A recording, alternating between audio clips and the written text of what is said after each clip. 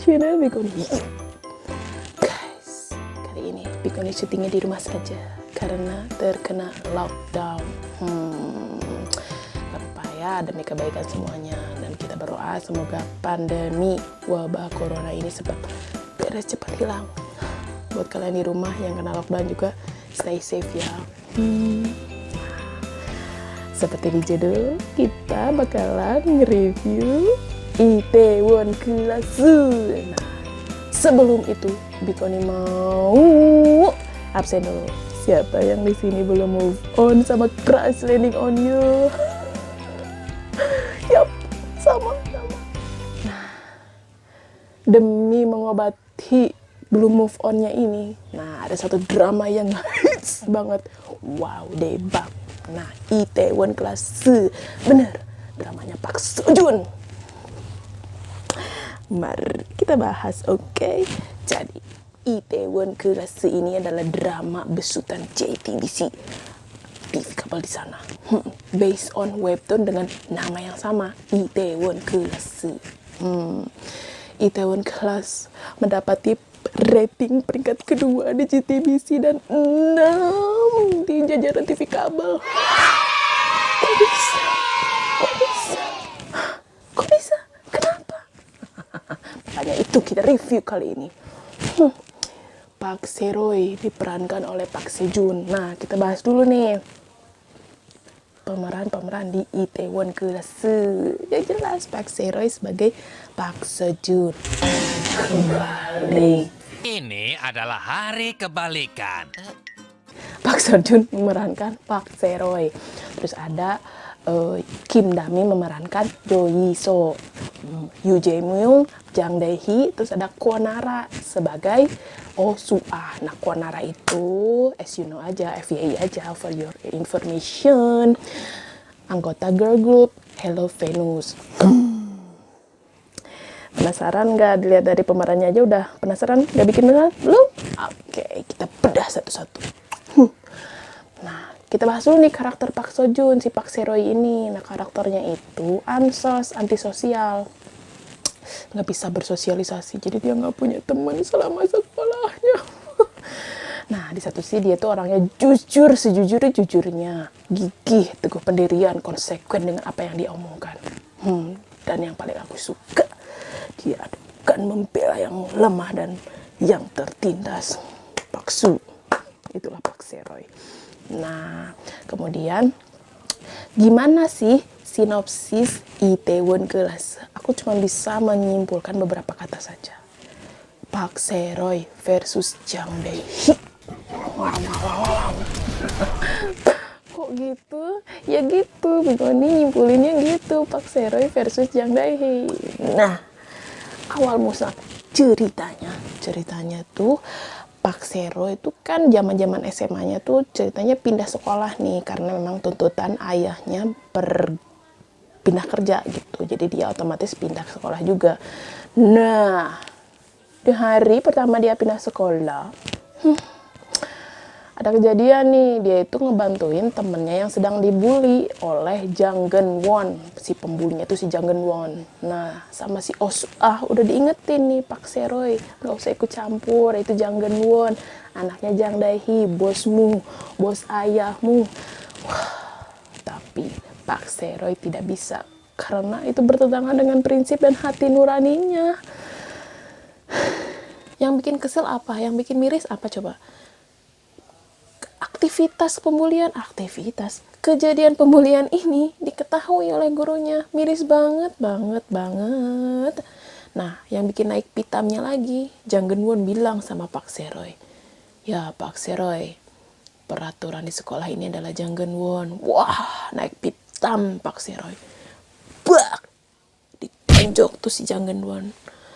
Di satu sisi sih lega ya ditonjok sama Park Se-roy, tapi di satu sisi lain, ini menurut pendapat Bikoni memang kekerasan. Aku nggak setuju kekerasan gitu. Oke, lanjut. Wah, terjadilah peninjuan itu, kekerasan di sekolah. Ya sedih juga sih ya. Jadi si Park Se-roy dipukul. Anehnya miris banget sih. Kenapa si Park Se-roy harus dipukul sama gurunya? Karena ninju si Jang Geun-won itu. Wah, ceritanya kedua orang tua. Pak Seroy, Jang Geun-won dipanggil nih. Pas ketemu Jang Dae-hee, ternyata Pak Seroy anaknya manajer Park adalah bawahannya Jang Dae-hee yang teramat setia dan teramat tersayang bagi Jang Dae-hee. Ya, sebagai orang dewasa, Jang Dae-hee memaklumi lah kalau ada insiden seperti itu di kalangan muda dan memaklumi ya, dan juga ngelihat karena dia juga Pak Seroy anaknya manajer Park. Supaya masalahnya cepat selesai, solusi yang ditawarkan Jang Dae-hee yaitu apa coba? Pak Seroy diminta berlutut dan minta maaf kepada Jang Geun-won. Debak. Langsung cengok kan Pak Seroy. Jang Geun-won yang salah emang sih ya. Si Pak Seroy salah ninjunya, cuma memang ada alasannya gitu. Diutarakan lah kenapa dia melakukan itu. Nah, manajer Park nih, ayahnya Pak Seroy kaget. Oh, ternyata itu alasannya. Berdebat ini itu. Akhirnya Pak Seroy kekeh tidak mau berlutut dan minta maaf, guys. Alhasil manajer Park bilang, saya akan mengundurkan diri. Langsung Pak Seroy, ayo apa?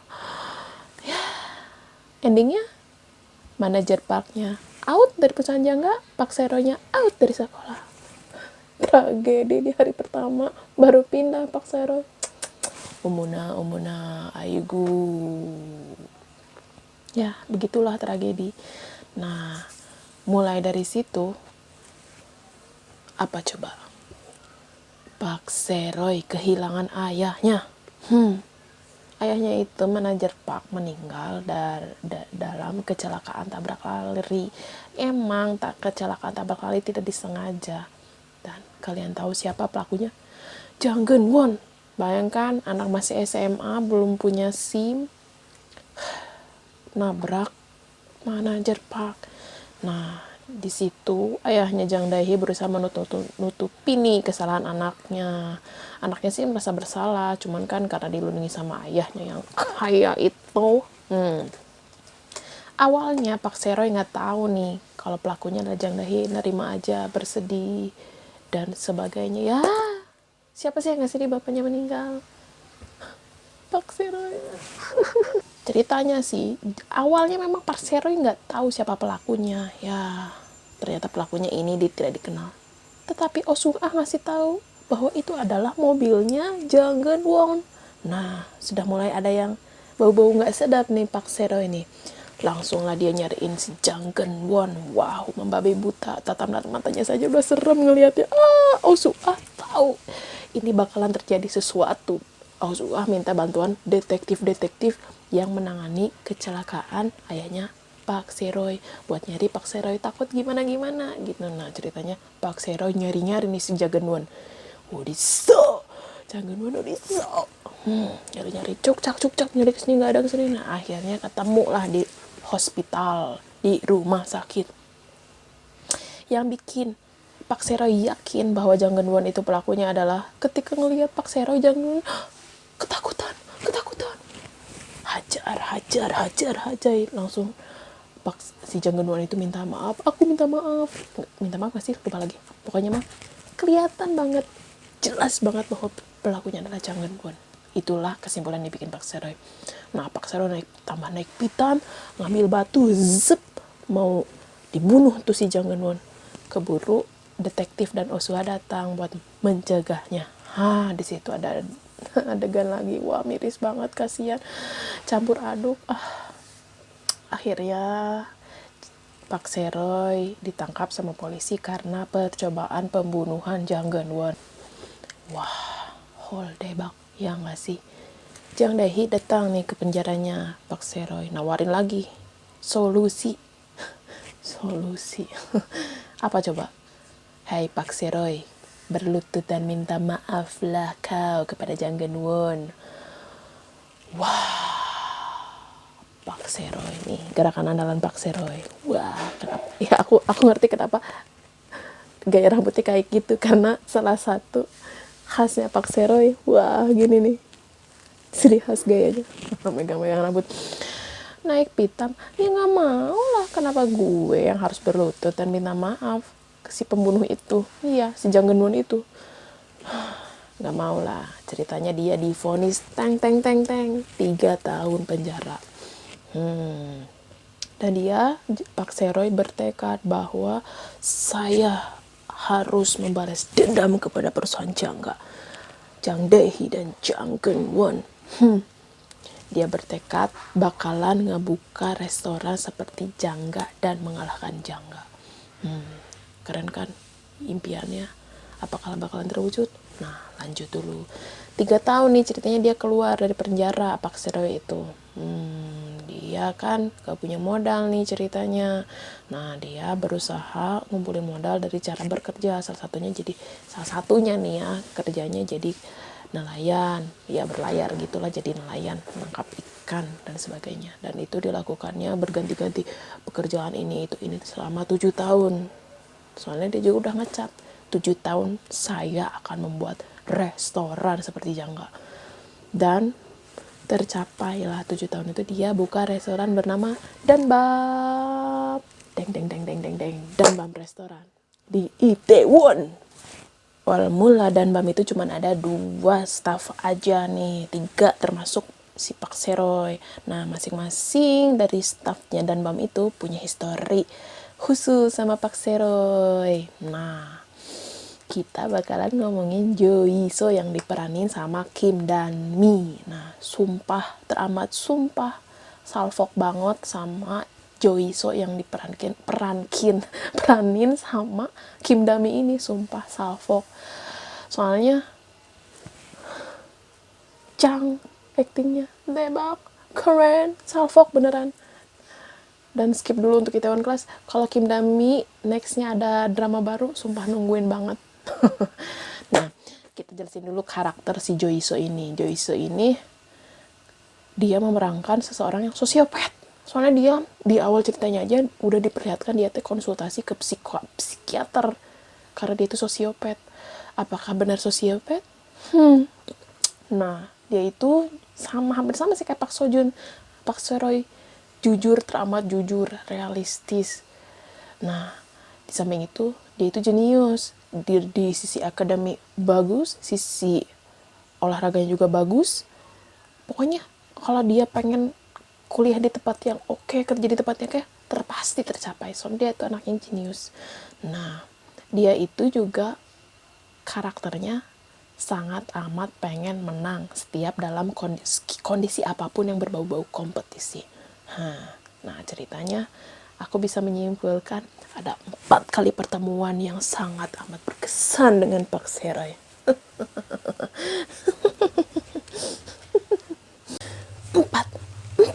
pertemuan yang sangat amat berkesan antara Pak Jo So sama Pak Seroy ini. Nah, klimaksnya di pertemuan ketiga. Di pertemuan keempat, Kim Dami memutuskan, si Jo So ini memutuskan, saya akan mempertaruhkan hidup saya untuk bekerja di Danbam restoran sebagai manajer.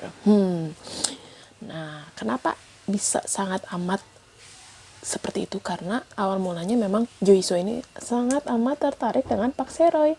Apakah berbuah cinta? Apakah cinta sebelah tangan? Cinta sebelah tangan apa? Sebelah tangan. One eternity later. Apakah ketertarikan Jo So ini akan berbuah jatuh cinta? Apakah cintanya ini bertepuk sebelah tangan? Apakah berbalas pantun? Ya, who knows. Nah, ceritanya di saat yang bersamaan juga ada Jang Geun-soo nih. Aku jelasin dulu karakter Jang Geun-soo. Jang Geun-soo itu siapa? Jang, depannya Jang, berarti ya benar, Anda benar. Wow, 100% benar. Dia adalah adik tirinya Jang Geun-won. Ya berarti anaknya Jang Dae-hee. Jadi Jo So sama Jang Geun-soo ini adalah temenan. Mereka berdua di saat bersamaan melamar di Danbam restoran. Wow, dunia itu selebar daun kelor ya nggak sih? Pak Seroy ketemu sama keluarga Jang lagi. Nah, ceritanya Jang Geun-soo ini aku jelasin dulu karakternya. Jang Geun-soo ini walaupun dia anaknya Jang Dae-hee, adik tirinya Jang Geun-won, tapi dia anaknya mandiri. Soalnya dia itu kurang kasih sayang di keluarganya dan kurang diperhatikan lah. Jadi dia memutuskan untuk keluar dari rumah dan hidup mandiri. Nah, ceritanya Jang Geun-soo, Jo-soo ini ceritanya satu angkatan ya, satu sekolah lah ya. Dan mereka akhirnya kerja di Danbam restoran. Kalau Jang Geun-soo sebagai part timer gitulah semacam itu. Tapi kalau Jo-soo ini bekerja sebagai manajer. Soalnya dia punya misi khusus di Danbam restoran. Apa itu? Apa itu? Tonton. Nah, ceritanya dengan masuknya 2 tambahan staf Danbam ini, totally ada 5 dong staf Danbam restoran di Itaewon. Nah, diceritakanlah perkembangan Danbam setelah 2 staf ini masuk. Wow, perkembangannya pesat. Yap, sangat amat teramat pesat.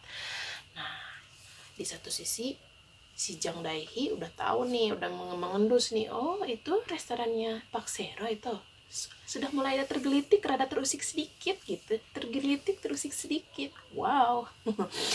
Nah, ceritanya Danbam restoran ini mau tampil di TV, dijegal sama Jang Geun-won. Nah, sudah ada mulai penjagalan di Danbam nih. Oke. Sebelum kita berserius-serius, Big Oni mau cerita kisah cinta. Jadi Big Oni bisa menyimpulkan di sini ada 3 cinta segitiga. Wow, jadi cinta segitiga, ada 3 lagi segitiganya. Siapa saja itu?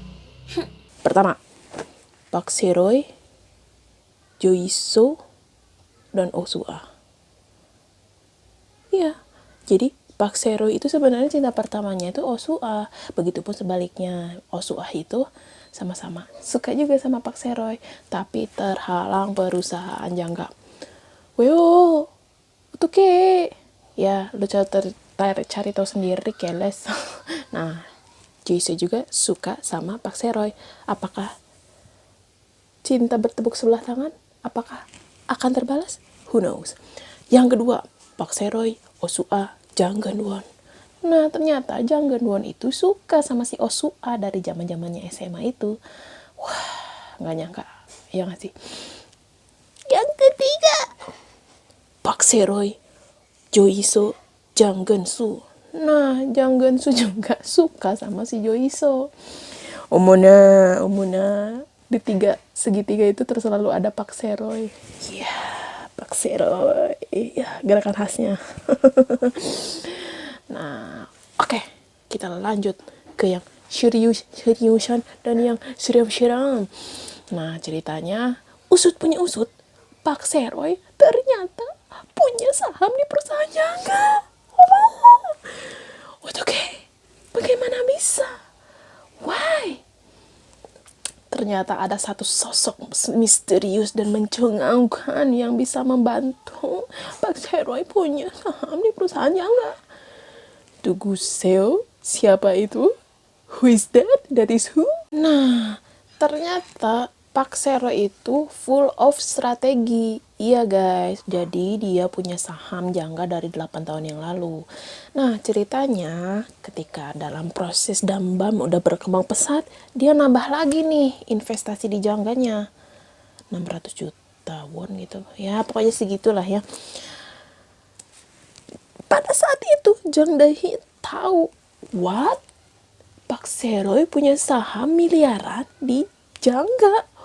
Oh my god, langsung lah kayak yang di gong Jang Dae-hee. Oh, ternyata Park Se-roy itu seriusan mau balas dendam sama gue. Ya.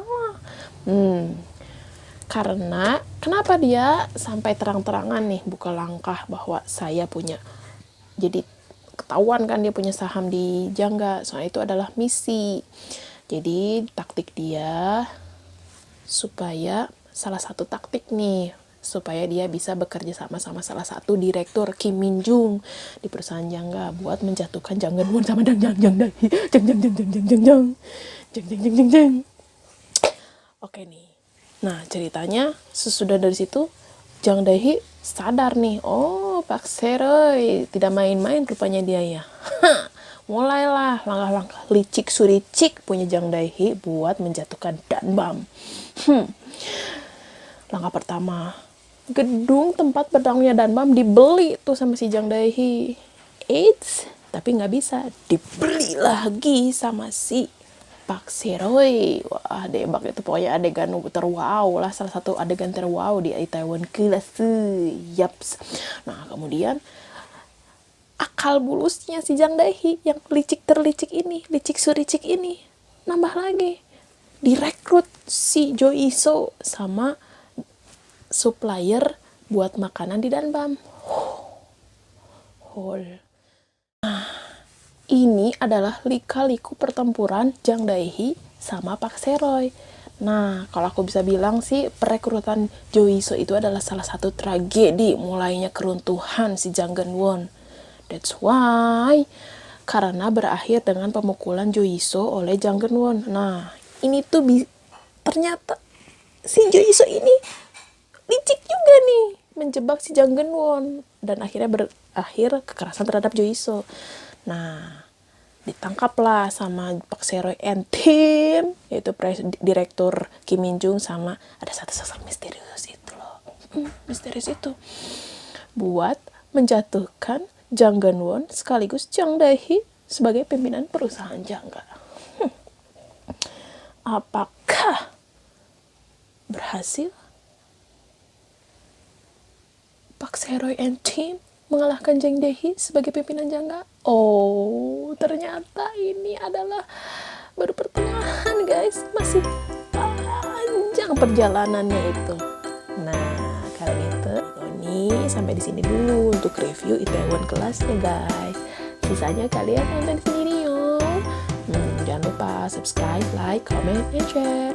Tungguin video Tony selanjutnya. Bye-bye. Bye-bye. Stay safe.